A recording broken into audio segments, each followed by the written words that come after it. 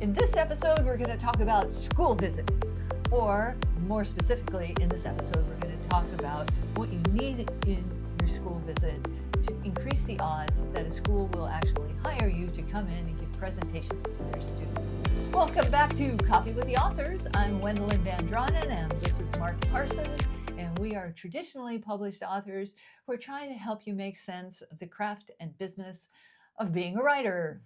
So schools will pay kidlit authors to come to their school and present to their kids. And oftentimes they will get a grant maybe, or the PTO will give them some money to bring somebody in. And as much fun as it can be for the students and for you, there's something else they really need to see there which helps them kind of make the case for your visit. And that is having some sort of educational component to your presentation. The trick to incorporating an educational component is that you also have to keep the kids' attention. I just did school visits where we were in a gym and there were 400 kids at a time. And you can't just get up there and click through slides and give them like a little lesson in something. You have to entertain them to keep their attention and to get them excited about reading and writing and all the other reasons that a school is inspired to bring you to their campus to talk to their kids. But you can do this in a way that kind of marries the two. So you can tell a story, but then you can tie it to something educational. So as an example, like in my book, The Peach Rebellion, it's a story about three young women who have to come together. They're from very different backgrounds, and they have to come together and learn to work together to basically save a family. And in the process, they also kind of bring together their community. In the process of writing this story, which has got a lot of action and adventure and romance and all those other components that kids like, there's also an infusion of history and what the Dust Bowl was like. Because one of the characters in the story is a Dust Bowl survivor, and what it's like to work a farming job back in 1947. These sorts of things that can come together and give a kind of a depth to your presentation that ties into history and kind of community and other things that schools find valuable aside from the entertainment aspect of it. As another example, in kind of my primary presentation, I talk about how the different aspects of the school's curriculum are tied together. And I do that by talking about the history of a very interesting musical instrument called the cajon, and how it was actually invented by enslaved Africans who were taken to Peru 300 years ago.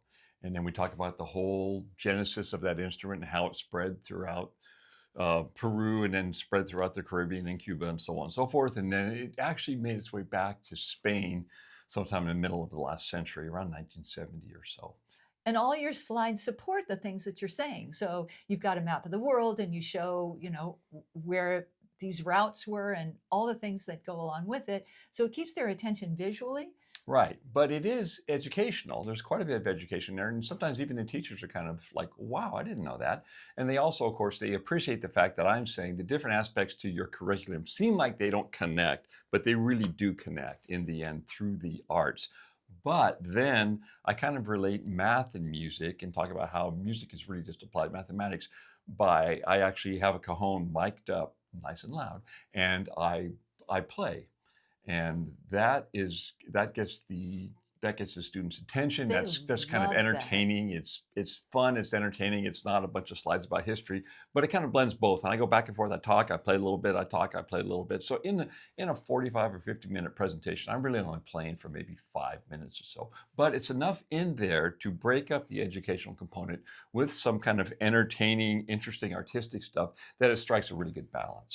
So you want to make sure that when you talk to teachers or librarians, or the way you describe your presentations on your website, that you include a little bit of the educational component, because they're going to need that to hook on to get the funds to bring you in.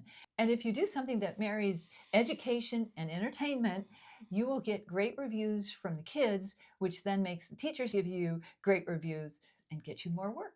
So if you're in the middle of writing something right now, do you see an educational component that maybe you weren't aware of before, that maybe you can use or think about and include? Don't make your story, a history lesson. Don't make it, For God's sake. a message book. Make it something that's entertaining, but if there's some educational aspect to it that maybe you could magnify a little bit, that might serve you well once the book is published and you're going out looking for school gigs. We hope that you found this little entertaining and useful, educational, entertaining, and useful. And if you do, you can like, share, and subscribe. And meanwhile, dream big, work hard, don't give up. Educate, entertain, and most importantly, keep writing. You need to educate and entertain.